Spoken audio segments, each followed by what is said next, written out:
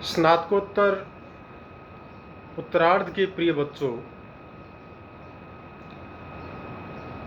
हम पिछले वीडियो में त और तवतु प्रत्ययों के कुछ सूत्रों को लेकर उपस्थित हुए थे। आज हम फिर त और तवतु प्रत्ययों के कुछ ऐसे विधानों को लेकर के उपस्थित हुए हैं जिनके कारण से विशेष प्रकार की धातुओं के साथ में उनके लगने पर कुछ परिवर्तन हो जाते हैं। आइए हम उन्हीं सूत्रों को लेकर के आज उन पर चर्चा करें। आप सावधान होकर उन्हें सुने और समझें तथा उनको अपने रजिस्टर में लिखने का प्रयास भी करें। प्रिय बच्चों, आज का पहला सूत्र है शुशः क। शुशः कः यह विधि सूत्र है। वृत्ति कहती है निष्ठा तस्य कः शुष्कः, अर्थात जो शुष्शोषणे धातु है, सूखना अर्थ वाली, दिवादिगण की है, परस्मै पद है, अनिट धातु है, उससे निष्ठा सूत्र के द्वारा त प्रत्यय की प्राप्ति होने के बाद यह सूत्र प्रवृत्त होता है और यह सूत्र कहता है कि शुष धातु से परे निष्ठा के तकार को ककार आदेश हो। इससे पूर्व निष्ठा संज्ञक प्रत्ययों के अर्थात त और तवतु प्रत्ययों के तकार को या तो नकार आदेश हुआ है या दकार आदेश हुआ है, लेकिन यह पहला सूत्र है जिसके द्वारा निष्ठा संज्ञक त और तवतु प्रत्ययों के तकार को ककार आदेश हो रहा है। तो शुशः कः केवल शुष धातु से परे स्थित त प्रत्यय या तवतु प्रत्ययों के तकार को ककार आदेश करता है, यह समझना चाहिए। अर्थात जो ही हमने शुष धातु से परे निष्ठा सूत्र के द्वारा त प्रत्यय का विधान किया तो शुष प्लस त, अनुबंध का लोप किया तो शुष प्लस तय, ऐसी स्थिति होते ही यहाँ पर प्रकृत सूत्र यानी स्टुनाष्टु सूत्र से पहले स्टुत्व का विधान हम करने की बात सोचते हैं, लेकिन वह त्रिपादी में न होने के कारण से वह असिद्ध हो जाता है। इसलिए शुशः का सूत्र द्वारा निष्ठा के तकार को या ककार आदेश हो जाता है, अर्थात क आदेश हो जाता है। यानी शुष प्लस तय था, अब हो गया शुष प्लस क, दोनों को मिला दिया शुष्क। अब इसकी कृत तद्धित समासास सूत्र के द्वारा प्रातिपदिक संज्ञा, प्रथमा विभक्ति के एक वचन में सु प्रत्यय की प्राप्ति होने पर शुष्क प्लस सु, शुष्क प्लस सु, ऐसी स्थिति होने पर उसको फिर ऋत्व विसर्ग होकर के शुष्कः यह शब्द बन जाता है, यह पद सिद्ध हो जाता है, अर्थात सूखा हुआ। इसी प्रकार से शुष धातु से परे जब तवतु प्रत्यय होगा, तवतु जिसमें ककार और उकार की संज्ञाओं के लोप हो जाता है, केवल तवत शेष रहता है, तो शुष प्लस तवत ये स्थिति बनती है। वहां पर भी ये जो तकार है तवत का, उसको शुशः कः सूत्र के द्वारा क आदेश हो जाएगा, ककार आदेश हो जाएगा, तो शुष्कवत ये स्थिति बन जाएगी। पुनः सु की प्राप्ति, उपधा को दीर्घ और सारी प्रक्रिया होने के बाद प्रथमा के एक वचन में शुष्कवान इस प्रकार का शब्द या पद सिद्ध होता है। यह था शुशः कः सूत्र, जिसके द्वारा हमने दो पदों की सिद्धि की।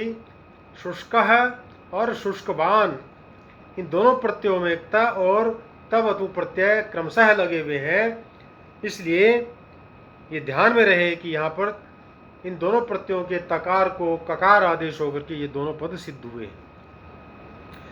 अगला सूत्र है पचो वह।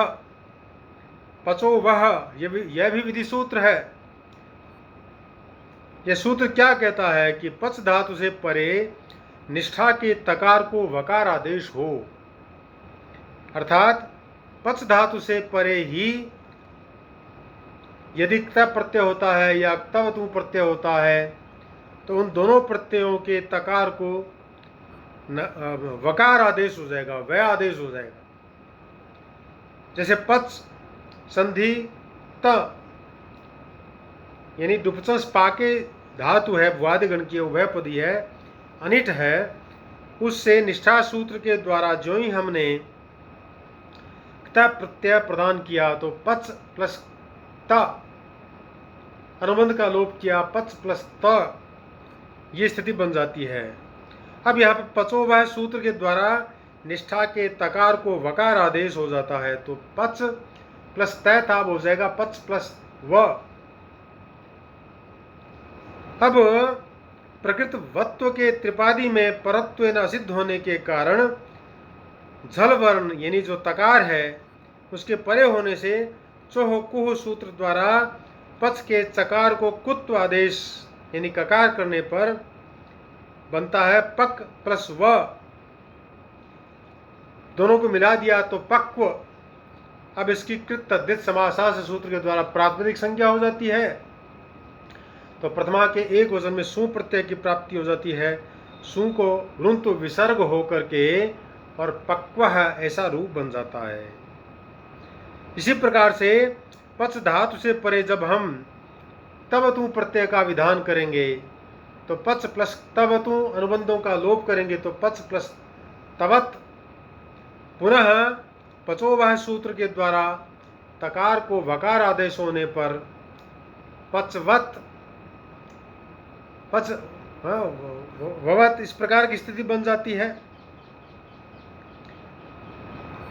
तो वहां पर पक्व पच व वत ये स्थिति है। अब यहाँ पर चौकु सूत्र के द्वारा जो चकार है उसको ककार आदेश होकर के पक व वत ये स्थिति है, यानी पक्ववत। अब इसको सु की प्राप्ति उपधा को दीर्घ वगैरह होकर के और पक्ववान इस प्रकार से प्रथमा के एक वचन में रूप सिद्ध होता है। तो यह था पचो वह, जिसके द्वारा पच धातु से परे निष्ठा के तकार को वकार आदेश होकर के और क्रमशः पक्वः पक्ववान ये दो रूप जो है वो सिद्ध होते हैं, दो पद सिद्ध होते हैं। बच्चों इसी क्रम में हम एक सूत्र और लेते हैं, क्षायो मह। क्षायो मह यह भी विधि सूत्र है।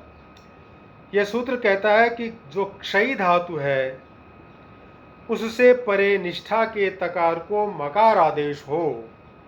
इससे पूर्व निष्ठा के तकार को या तो वकार हुआ या नकार हुआ या दकार हुआ। अब क्षायो मह सूत्र के द्वारा निष्ठा यानी तक जो क्ता प्रत्यय है या क्तवतु प्रत्यय है, इन दोनों प्रत्ययों के तकार के स्थान पर मकार आदेश होता है क्षायुमय सूत्र के द्वारा। यह भी विधि सूत्र है। तो जो क्षयी धातु है, क्षयी धातु से परे जब हम निष्ठा सूत्र के द्वारा त प्रत्यय प्रदान करेंगे तो यह सिद्धि बनेगी, अर्थात क्षयी काक्षा आदेश होता है औरक्षा प्लस त ये स्थिति बनती है। अब यहाँ पर क्षायोमह सूत्र के द्वारा जो तकार है उसके स्थान पर मकार आदेश हो जाता है, यानीक्षा प्लस तय था, अब हो गयाक्षा प्लस म, दोनों को मिला दिया तो क्षाम प्रातिपदिक संज्ञा हो गई। कृत तद्धित समासा सूत्र के द्वारा सु की प्राप्ति हो गई प्रथमा के एक वचन में और सु को रुंत विसर्ग हो गया तो क्षामः इस प्रकार से रूप सिद्ध हो जाता है। तो इस प्रकार से प्रिय बच्चों क्षायो मह सूत्र के द्वारा क्षामः यह पद सिद्ध होता है, क्षामः पद बनता है और जिसका अर्थ होता है क्षीण या कमजोर या कृश।